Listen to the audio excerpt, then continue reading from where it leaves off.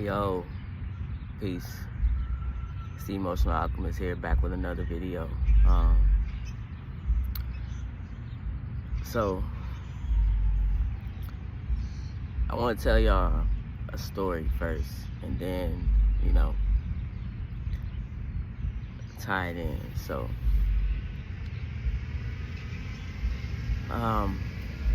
April 7th, that was last Sunday. So April 7th, I went back to church. So, funny enough, April 7th was a 19-1 day. And I didn't realize that until I was actually in church. Which 19 is a karmic number, and then 1 is new beginnings, but there are some lessons tied into that. So that was a very eventful day. Not only that, I left the church when I was 12, and I'm 31, which, calculating that, 31 minus 12 is 19. That's another 19-1. So I went back into the church after 19 years, another karmic number into new beginnings. So my Chiron is in the sign of Leo, and it's in the 11th house, which is the Aquarius energy, humanitarian. So with Leo, that's the wounded charismatic leader. And with it being in the 11th house of Aquarius, how I was wounded was school, peers. And I just wanted people to be a part of the group. So, and I with Leo, celebrating people, celebrating my accomplishments, celebrating their accomplishments, just being that cheerleader for myself and others, essentially. But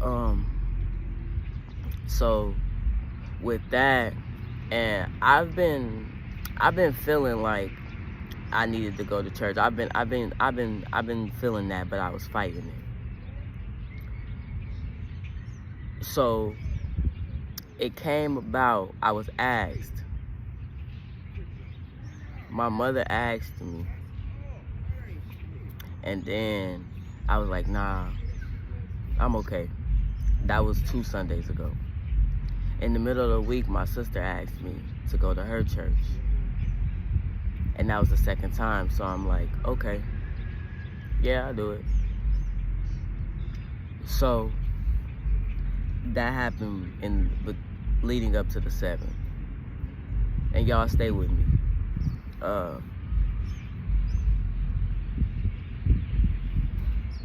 So come the 7th, I was gonna go to come Saturday, the 6th, I was gonna go to my sister church. That was already set, because the church I grew up in, my sister church, they have 2 different teachings.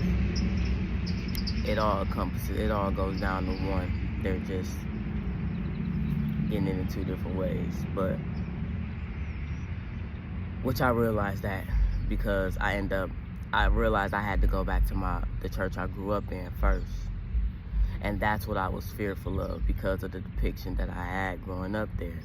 When I left the church at 12, I mentioned this in the Define Spirituality for Yourself, my Define Spirituality for Yourself video. And if you haven't watched that, go check it out. But I was fearful because of the preconceived notion that I had. Well, actually, it wasn't a preconceived notion. It was something I went through. So I was still holding on to that coding, and to those feelings, and those, like, the trauma behind that. So I knew I had to go back. But the night before, I had spoke to a friend, and our conversation, it led me to actually feel excited about going back to my home church. So going back to my home church, it started everything was like I sat in the same pew as I grew up. My mother was already there, so she was already sitting in the same pew that we used to sit in as children. And I'm like, oh man, okay, we going that far back? All right, okay. I started seeing people that grew up in the church.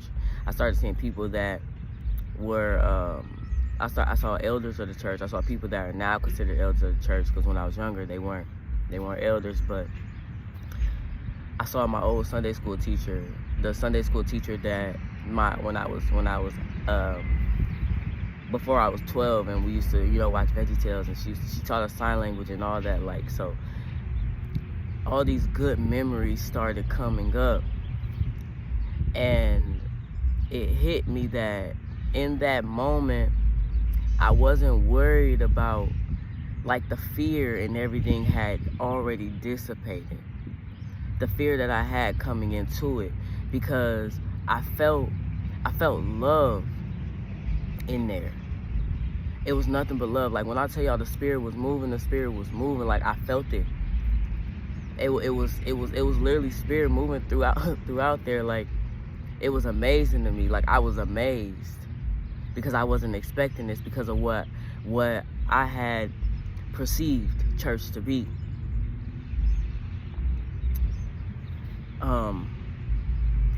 So I was told. So I'm writing things down and getting downloads within the midst of it. And I was told that I had to go back and rewrite the narrative of how I looked at religion and how I looked at church. And at that moment, because I was wounded. So I was wounded in the 11th house, Leo, right? And with that, in schools and peers, and I've been trying to figure out, I'm like, in school, like, what school? Like, I understand, okay, I was bullied, yeah, I get that and all this, but it's like, that wasn't the beginning. The beginning for me was church, school, peers, Sunday school, the peers in the church, the people I grew up with, how it took me away, how I allowed it to take me away from who I was. I allowed that. So with all that coming up, I'm gonna fast forward to today. Today,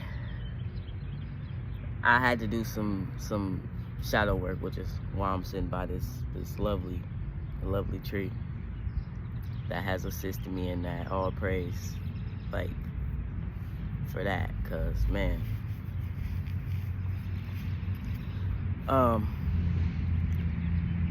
so after releasing some things that I had to release, as far as when it came to trusting and fear and stability and just things surfacing around, like my mother wounds, I came down to it was dropped on me that, well, let me say this. At the end of me releasing, I had to have a conversation with my inner child.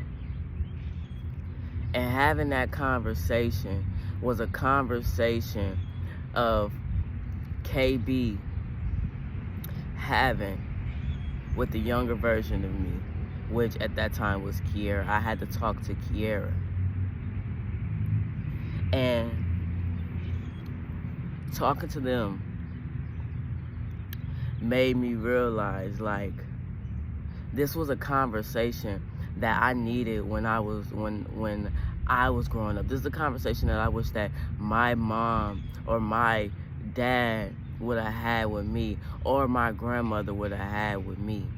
Specifically my mom and my grandma.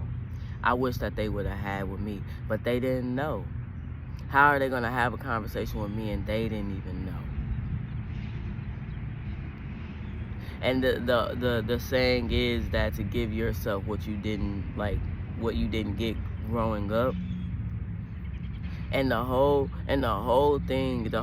reality of it is that all we're doing is parenting our inner children. So I had to parent my inner child real quick. And I had to let them know that I got you. Like, you don't have to worry anymore. Like, I got you. And I'm going to listen to you, because that's the thing, right? Your inner child literally holds your blueprint. Your inner child is connected to your divinity. Your inner child is connected to Source, Mama, the Most High. So your inner child knows more than you know. That's who's helping you along your journey, along with your spirit team and your guides. That's why it's so important to connect back to self. Your inner child is the most creative part about you. Is the creator. Is the creator. Your inner child is the creator. So connecting back to my inner child, and then what I was told was that it was never about me. It was never about me, KB, the 31-year-old. It was never about me. Me going back to church was never about me. It was for Kiara. So that I can integrate Kiara, and Kiara can step into KB, who we are now.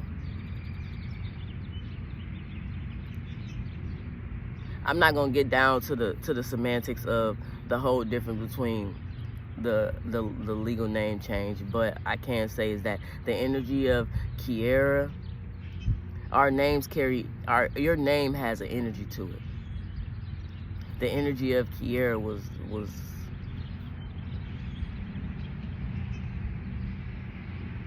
it was weak. And was that the fault? Is that anybody's fault? No. Because without Kiara, I wouldn't be KB. I wouldn't even have KB. KB wouldn't even exist. Because that's where it all started. So I'm very grateful for Kiara. Everything that Kiara endured is so that I could step into KB. So KB could come to fruition, and KB can basically help other kids and help other people not have to go through with what Kiara did. It's literally sacrificed. So I'm very grateful. But now I gotta do what I gotta do. I gotta listen to that part of me, healing that part of me, and letting my inner child know that you can trust me. I will listen to you. What you want to do? You want to go to a park and swing on a swing? My big ass don't want to get on no swing. Everybody gonna be looking at me like, this motherfucker childish. So that type of stuff. Your inner child is literally directing you to your highest and greatest good, so y'all can integrate and become one, become whole. That's the whole point. Just because this vessel gets bigger doesn't mean that you have to like outgrow your creativity, outgrow who you were as a child. You're a big kid anyway.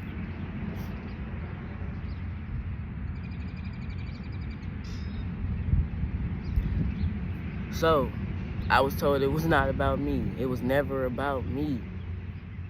So anytime that you feeling fear, anytime those emotions are coming up, and your adult mind wants to tell you not to deal with it, or your adult mind want to try to get the best of you, remember that it's not about you.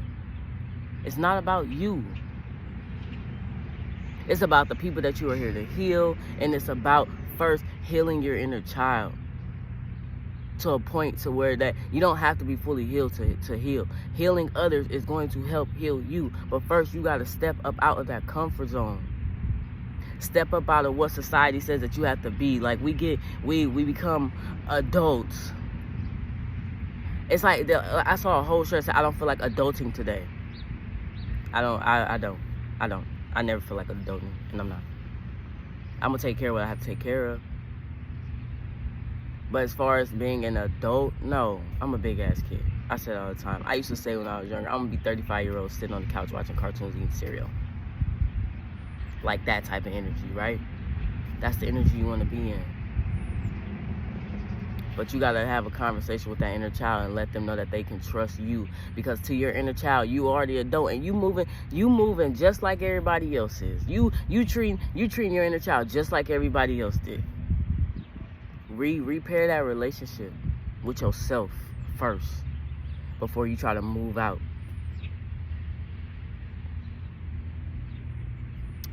That's it. That's all. It's not about you. It starts from within. It starts that inner child. Listen.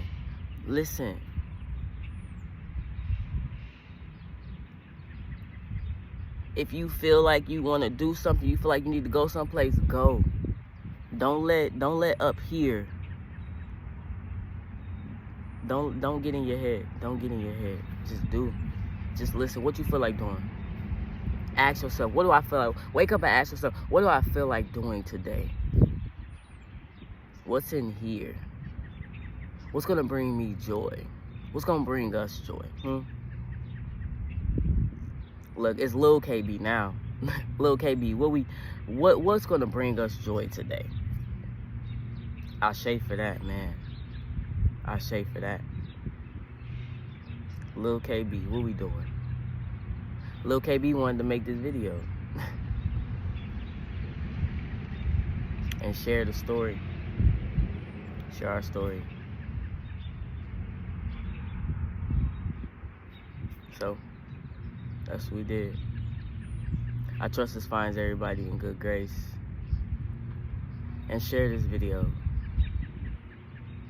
Like, share, subscribe. We got more to come. We ready.